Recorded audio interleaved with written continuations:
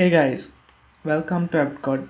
In the last episode of the unit testing tutorial, we wrote a parameterized test using at method source annotation, which is come from the Junit file, right? So in this episode, I'm going to quickly look at something called CSV source annotation, which is another way to pass this number and expected variable into the test method, right? So let's change this one to CSV source, right?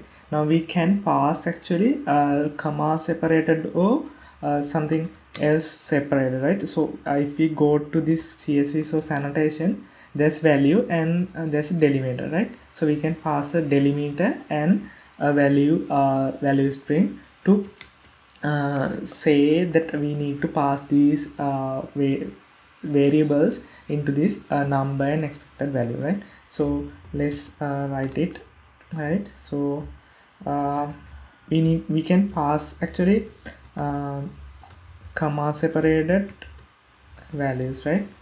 So in this one we can pass actually 0 and 1, and then 1 and 1, and then 5 and 120, and then 6 and 720, right? So we can actually remove this method now, the parameterized method source method, right? So let's run this one. We should get the same output, right?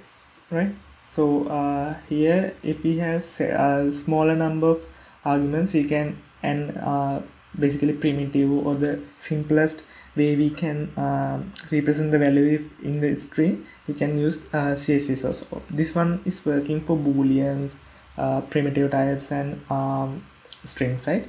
So if we want to change this delimiter, because we have comma here, and this comma is a bit confusing, right? So we can have value as this one, and we can change the delimiter to something else, right?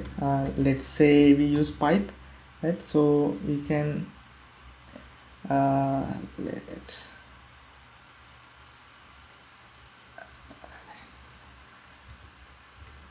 let's change that one to pipe, right?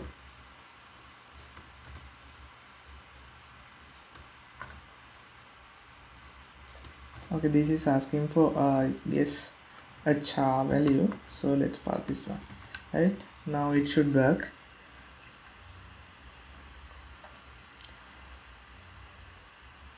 Right, so yeah, I missed this one.